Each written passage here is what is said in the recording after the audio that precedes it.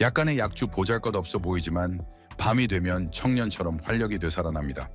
여러분, 자기 전에 딱 한 잔만 마셔도 몸이 덜 쑤시고 손발이 덜 차가우며 밤에 더 든든해진다는 것을 느껴보신 적이 있나요? 제가 이야기를 하나 들려드릴게요. 우리 고향에 텃밭에 지천으로 깔린 흔한 잎이 하나 있습니다. 쌈을 싸먹거나 전을 부칠 때만 쓰는 줄 알았는데 제 친구 박서준 씨에게 큰 도움이 되었습니다. 70세가 넘은 서준 씨는 앉았다 일어설 때마다 몸이 삐걱거리고 아침에 일어나면 늘 몸이 무거웠습니다. 하지만 이제는 아내와 함께 일찍 일어나 시장에 가고 요리도 하고 건강 체조를 하며 젊었을 때처럼 즐겁게 살고 있습니다. 이 이야기를 들으면 웃는 분들도 있을 겁니다. 고작 잎 하나로 젊음을 되찾는다고. 사실 저도 처음에는 반신반의했어요. 그러다 직접 시도해보고 몸이 따뜻해지고 허리 통증이 줄고 밤에는 아침까지 푹 자는 것을 경험했습니다. 바로 깨씹입니다, 여러분. 익숙하지만 그 효능을 제대로 아는 사람은 많지 않죠. 올바른 방법으로 술에 담가 마시면 노년의 건강에 작은 선물이 될 수 있습니다. 이야기를 더 자세히 하기 전에 지금 이 영상을 어디서 보고 계신가요? 지금 몇 시인가요? 재밌으셨다면 1번 조언이 필요하시면 0번을 댓글로 남겨주세요. 그리고 노인의 지혜 채널을 구독하셔서 우리 모두 매주 건강하고 즐겁게 손주들에게 도움되는 삶을 함께 살아봐요. 저는 아직도 김성훈 씨를 잊지 못합니다. 75세의 성훈 씨는 충청도에 있는 작은 단독주택에서 아내와 함께 살고 있습니다. 성훈 씨는 제가 마을 경로당에서 함께 건강 체조를 하던 친구였습니다. 몇 년 전에는 몸이 많이 허약했어요. 아침 일찍부터 얼굴이 창백하고 걸음걸이가 느렸으며 이야기도 자주 잊곤 했습니다. 앉았다가 일어날 때마다 의자를 짚고 한참을 헐떡여야 겨우 설 수 있었죠. 손발이 시리고 허리가 아팠으며 밤에는 뒤척이다 새벽 3시도 안 돼서 깨어 다시 날이 밝을 때까지 뒤척이곤 했습니다. 성훈 씨는 원래 민첩하고 부지런한 사람이었지만 오래 앓았던 감기와 노화로 인해 관절이 약해지면서 건강이 급격히 나빠졌습니다. 날씨가 추워지면 온몸을 떨고 웅크린 채 잠을 못 잤습니다. 어떤 날은 자다가 몸이 굳는 느낌에 움직일 수도 없었다고 해요. 그 느낌이 너무 싫어 마치 자신을 잃어버린 것 같았다고 하더군요. 저도 그런 성훈 씨를 보고 너무 안타까웠습니다. 그래서 어느 날 시장에 갔다 오는 길에 제가 직접 만든 깨씹주 한 병을 가져다 주며 매일 저녁에 딱 한 잔씩만 마셔보세요. 취하려고 마시는 게 아니라 몸을 따뜻하게 하고 허리 통증을 줄여 푹 자려고 마시는 겁니다. 라고 속삭였습니다. 처음에는 이제 와서 무슨 술이냐며 거절하셨지만 며칠 뒤 성훈 씨는 오히려 저에게 깨씹을 더 따러 가자고 했습니다. 한 달쯤 지나 성훈 씨를 다시 찾아갔을 때 성훈 씨는 직접 텃밭에 풀을 뽑고 있었고 얼굴은 생기 넘쳤으며 목소리는 예전처럼 활기찼습니다. 성훈 씨는 이게 깨씹주 때문인지 아니면 그냥 내가 믿어서 그런 건지는 모르겠지만 몸이 훨씬 건강해졌어. 손발이 따뜻해지고 숙면을 취하니 아침에 일어날 때 허리도 안 아프고 라고 말했습니다. 특히 남성으로서의 활력도 조금씩 되찾아 아내도 놀랄 정도라고 하더군요. 이 이야기를 들으니 저도 기뻤습니다. 때로는 작은 변화만으로도 노년의 삶의 건강과 즐거움이라는 큰 선물을 가져올 수 있습니다. 성훈 씨의 이야기는 기적이 아닙니다, 여러분. 그것은 꾸준함과 약간의 믿음, 그리고 노인들 간의 정이 만들어낸 결과입니다. 많은 분들이 나이 들면 당연히 몸이 약해지는 거지 라고 생각합니다. 하지만 사실 저는 50대 초반인데도 다리가 후들거리고 허리가 쑤시며 부부 관계가 소원해진 분들을 많이 봤습니다. 과연 나이 탓일까요? 아닙니다, 여러분. 우리 몸은 시간이 지나면 낡은 기계와 같습니다. 기름이 조금만 부족해도 회전축이 헐거워지고 이곳저곳에서 소리가 나기 시작하죠. 그 소리는 바로 불면의 밤 허리 통증 앉았다 일어설 때마다 손을 짚어야 하는 모습, 그리고 남성으로서의 활력이 서서히 시들어가는 것을 의미합니다. 많은 분들이 부끄러워서 말도 못하고 이제 늙었으니 오늘 하루를 즐기자고 생각합니다. 하지만 즐겁고 건강하지 못하고 좋아하는 일을 할 수 없다면 온전한 삶이라고 할 수 없지 않나요? 한 한의사분께서 저에게 이렇게 말씀하신 적이 있습니다. 나이 들수록 몸의 한기가 쉽게 침투합니다. 특히 발, 무릎, 허리 쪽이 약해지죠. 혈액순환이 잘 안 되고 기운이 부족하면 몸이 쑤시고 뼈가 아프며 활력이 쇠퇴합니다. 어떤 분들은 낮에는 괜찮지만 밤에 발이 시려서 잠을 못 이루기도 합니다. 또 어떤 분들은 딱히 병도 없고 열도 없는데 기운이 없다고 하소연합니다. 그래서 허리 통증, 무릎, 시림, 손발, 차가움, 활력 감소 같은 작은 문제들을 무시하면 나중에는 더 큰 문제들을 불러올 수 있습니다. 가장 무서운 것은 몸이 약해지는 것이 아니라 그 약함을 당연하게 받아들이고 포기하는 것입니다. 경로당의 어떤 어르신이 아프지 않은 것이 건강한 것이 아니라 몸이 조용히 참고 있는 것이다 라고 말씀하셨는데 그 말이 참 단순하면서도 가슴에 와닿았습니다. 난 이제 익숙해졌어, 이대로도 괜찮아 라는 말을 들을 때마다 저는 마음이 아픕니다. 그 익숙함이 때로는 행복을 이루어가는 것에 익숙해지는 것이기 때문입니다. 많은 분들이 이제 나이 들었는데 뭘 그렇게 신경 써? 라고 생각하며 주저합니다. 하지만 여러분, 나이 드는 것은 자연스러운 과정이지 약해지고 참아야 하는 것은 아닙니다. 우리는 여전히 건강하고 즐겁게 살 수 있습니다. 단지 조금 더 일찍 관심을 갖고 올바르게 돌봐야 할 뿐입니다. 그리고 때로는 박서준 씨처럼 깨십주 한 잔을 마셔보는 작은 시도만으로도 큰 변화를 시작할 수 있습니다. 문제는 나이가 아니라 우리가 우리 몸을 얼마나 이해하고 작은 것부터 시작하려는 의지가 있는지에 달려 있습니다. 몸이 더 이상 움직이지 못하고 잠도 못 잘 때까지 기다리지 마세요. 그렇다면 왜 깨십처럼 평범하고 흔한 IP 하나가 허리를 따뜻하게 하고 무릎을 튼튼하게 하며 부부 관계에서 더 활력을 불어넣을 수 있을까요? 그 답은 제가 다음 영상에서 아주 쉽고 자세하게 보여드리겠습니다. 우리 몸은 옛날의 등잔불과 같습니다. 등잔의 기름은 우리가 매일 먹는 밥, 국, 채소, 약초 같은 것입니다. 그리고 심지는 우리의 생활 습관입니다. 잠을 충분히 자는지, 꾸준히 운동하는지, 마음은 즐거운지, 기름이 부족하고 심지마저 낡았다면 불을 붙여도 잠시 타오르다 인해 꺼져버립니다. 우리도 마찬가지입니다. 나이가 들수록 몸을 돌보지 않고 방치하면 건강은 점점 약해지고 다시 회복하기는 어렵습니다. 이 이야기는 남의 일이 아닙니다, 여러분. 나이가 들수록 몸의 한기가 침투하기 쉽습니다. 한기란 차가움을 의미합니다. 발바닥부터 올라오고 허리에서 내려오며 심지어 배와 뼈속까지 차가워지죠. 몸이 차가워지면 혈액순환이 잘 안 되고 심장은 더 열심히 뛰어야 하며 신장도 약해집니다. 그러면 몸이 쑤시고 아프고 떨리고 불면증에 시달리게 되며 활력도 떨어집니다. 한의학에서 신장은 생명의 근원과 같습니다. 우리 집의 주방 난로와 같죠. 난로에 불이 꺼지면 집이 차가워지고 밥이 설익으며 옆에 앉아있는 사람도 춥습니다. 신장이 약해지면 우리 몸도 마찬가지입니다. 피부는 건조해지고 머리카락은 빠지며 귀에서 이명이 들리고 허리가 아프며 부부 관계도 예전 같지 않게 됩니다. 여러분도 한번 생각해 보세요. 젊었을 때는 맨발로 마당을 뛰어다니고 비를 맞아도 괜찮았지만 지금은 비를 조금만 맞아도 온몸이 차가워지고 밤에는 온몸이 쑤시지 않나요? 그것은 우리 몸의 자연적인 방어막, 즉 혈기 보호막이 점점 얇아졌기 때문입니다. 혈액이 충분히 따뜻하지 않고 몸이 그 차가움을 이겨낼 힘이 없는 것입니다. 그래서 사람들은 나이 들면 약해지는 게 아니라 차가움과 기력이 고갈되는 것을 방치해서 약해지는 것이라고 말합니다. 그래서 우리 몸을 안에서부터 따뜻하게 해주는 무언가가 필요한 것입니다. 깨씹은 평범해 보이지만 차갑게 식어버린 신장이라는 난로에 다시 불씨를 지펴주는 작은 성냥과 같습니다. 뜨거운 성질의 술에 담가 마시면 깨씹의 효능이 더욱 강력해져 혈액 순환을 돕고 몸을 따뜻하게 하며 통증을 없애고 숙면을 취하게 하며 정신을 맑게 해주고 활력을 되찾게 해줍니다. 과장이 아닙니다, 여러분. 고가의 약이 필요한 것이 아닙니다. 때로는 매일 밤 올바른 방법으로 딱 한 잔씩 옛날 등잔불의 심지에 다시 불을 붙이듯 마시는 것만으로도 우리 몸에 따뜻하고 은은한 빛을 되찾아줄 수 있습니다. 그래서 다음 영상에서는 올바른 깨십주 만드는 법을 자세히 공유하겠습니다.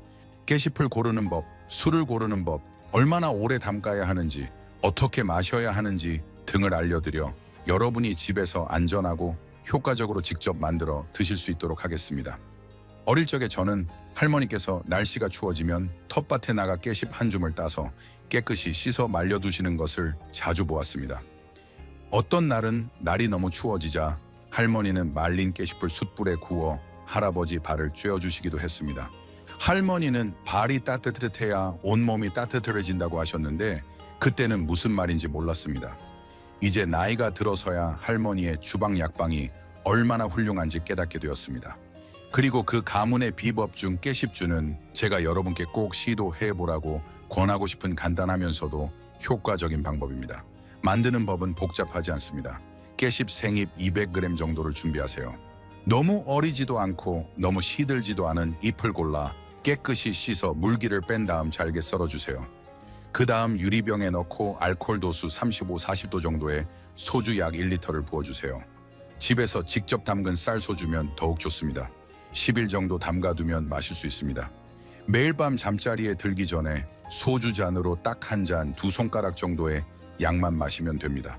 천천히 마시면서 목을 타고 넘어가는 뜨겁고 알싸한 맛이 뱃속으로 퍼져 온몸이 안에서부터 따뜻해지는 것을 느껴보세요.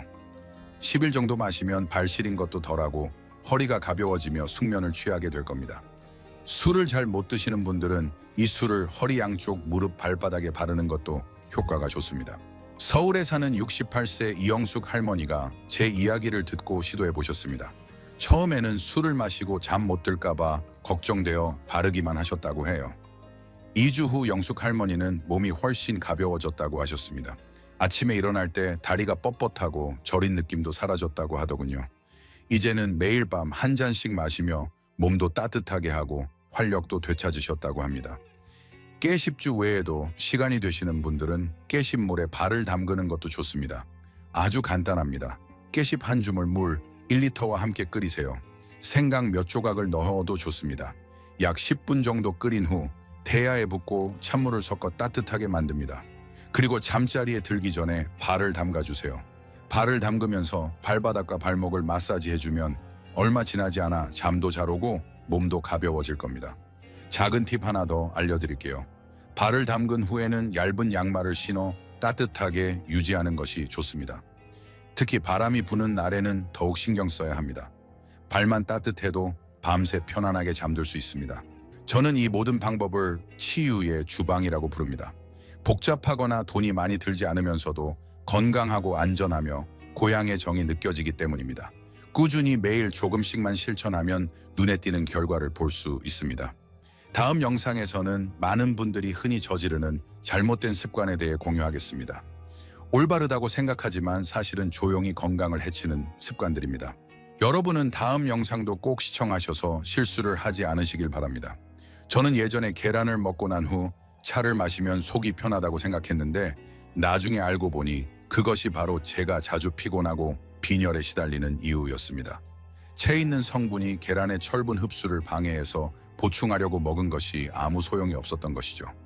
이처럼 우리는 평생 좋은 습관이라고 생각했던 것들이 사실은 자신을 해치고 있었다는 것을 깨닫게 됩니다. 제가 이 이야기를 하는 것은 여러분을 겁주려는 것이 아니라 함께 작은 습관들을 되돌아보기 위해서입니다. 우리가 계속 잘못된 습관을 반복하면 병은 조용히 찾아옵니다. 예를 들어 어떤 분들은 제 이야기를 듣고 깨십주가 좋다고 하니 온갖 종류의 나무잎과 뿌리를 구해서 독한 술에 담가 매일 큰 잔으로 한 잔씩 마셨습니다.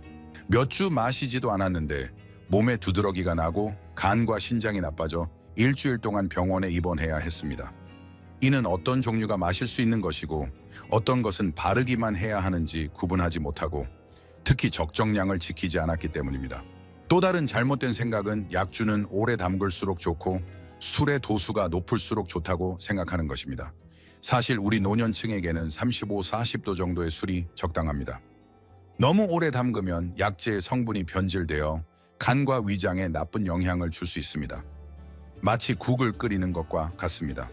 적당히 끓여야 맛있지 태워버리면 누가 먹을 수 있겠어요. 또 어떤 분들은 몸이 쑤시면 즉시 뜨거운 오일, 뜨거운 파스, 뜨거운 찜질팩을 사서 바르거나 찜질합니다. 처음에는 시원한 느낌이 들지만 장기적으로는 그 부위의 피부를 얇게 만들고 자극에 약하게 만들며 특히 의존하게 만듭니다. 즉 바르거나 찜질하지 않으면 아프고 너무 많이 바르면 근육이 약해지고 힘줄이 쇠퇴합니다. 또 다른 한 가지는 많은 분들이 피곤하면 많이 누워서 쉬어야 건강해진다고 생각합니다. 하지만 사실은 너무 많이 누워 있으면 혈액순환이 나빠지고 근육이 줄어들며 관절이 뻣뻣해집니다. 노년층은 몸이 쑤실수록 가볍게 움직여야 합니다. 걷기 마사지 건강체조는 우리 몸을 기름칠 된 바퀴처럼 만들어 부드럽게 돌아가게 하고 녹슬지 않게 합니다. 그리고 이제 늙었으니 오늘 하루를 즐기자 뭘 그렇게 관리해 라고 생각하는 정신적인 실수가 있습니다.